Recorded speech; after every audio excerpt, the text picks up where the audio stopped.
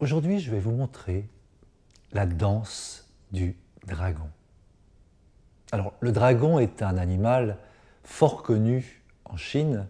Bien sûr, c'est un animal mythique, mais c'est un animal qui prend toute sa part dans l'astrologie chinoise et donc dans le quotidien, quelque part.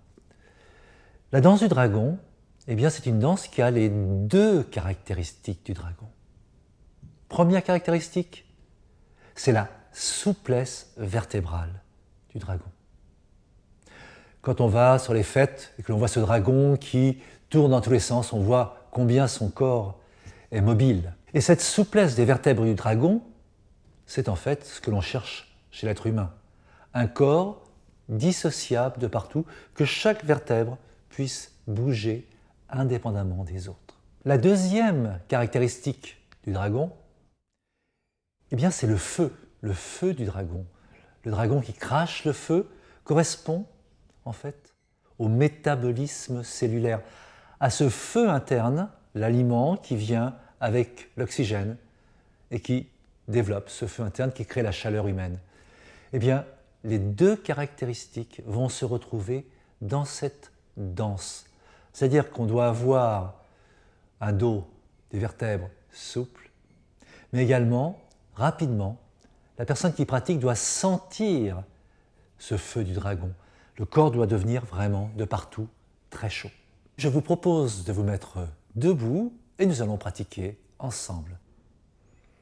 Simplement, vous allez monter vos deux bras et vous allez joindre vos mains. Mais avant de les joindre, vous serrez les pieds bien et vous allez mettre toute votre conscience entre vos deux mains. Il y a un espace entre les deux mains. L'espace va se réduire, c'est comme si vous comprimiez l'air entre les deux mains et vous les rejoignez. Et vous mettez les coudes à la hauteur des épaules.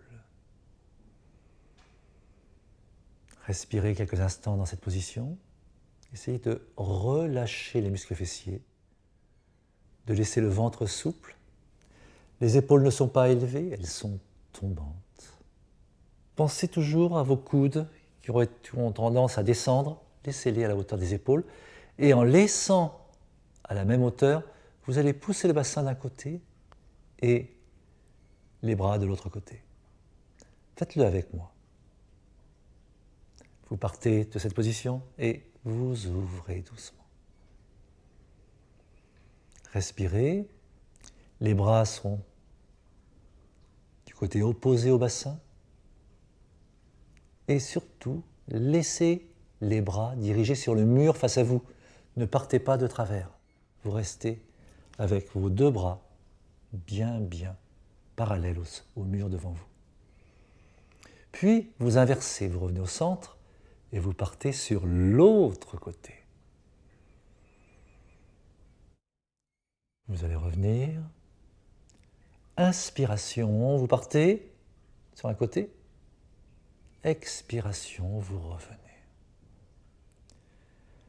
Inspiration. Expiration. Inspiration, c'est vraiment la hanche qui part sur le côté. Expiration, vous revenez. Ne laissez pas votre bassin partir sur le côté. Restez toujours le bassin également parallèle par rapport au mur devant vous. Et vous revenez.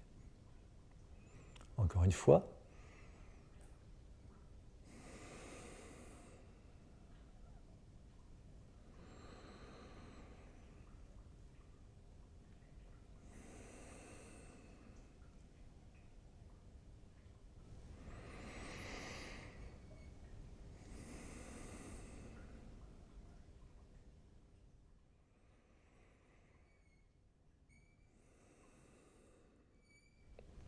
Maintenant, nous allons faire un cercle avec les mains tout autour de la tête, tout autour d'un centre au milieu de la tête qu'on appelle le dantienne supérieur.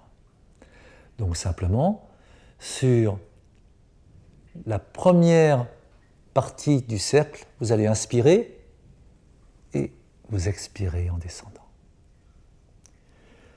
Quand vous inspirez, laissez vos coudes toujours parallèles avec le sol. Ne montez pas ici. Hein. Toujours les bras parallèles. Et vous faites un cercle. Inspirez. Expirez. Inspirez. Expirez. Et les mains reviennent toujours à la hauteur de la gorge. Inspirez. Expirez. Laissez les coudes hauts.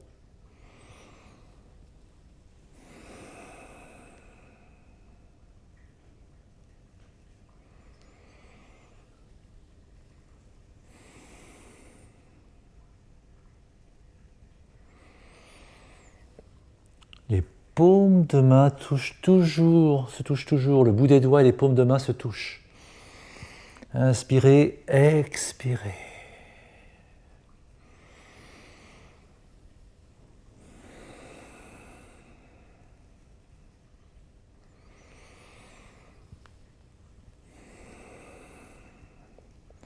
Puis vous vous stabilisez au centre. Sentez les fatigues dans les bras.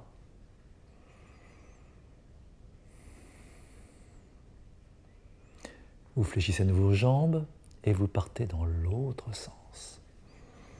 Inspirez, expirez.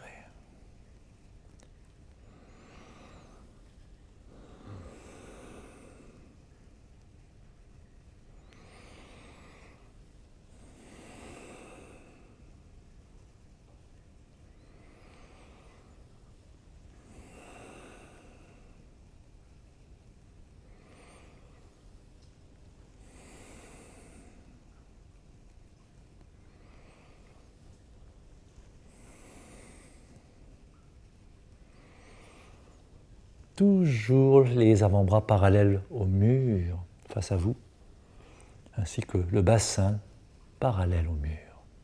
Ne faites pas de torsion vertébrale. Ce sont des translations vertébrales. Chaque vertèbre pouvant bouger latéralement.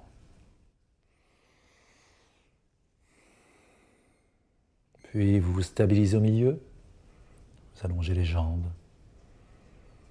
Observez ce qui se passe dans votre corps, les fatigues. Et avec douceur, vous lâchez les bras et vous laissez agir en vous.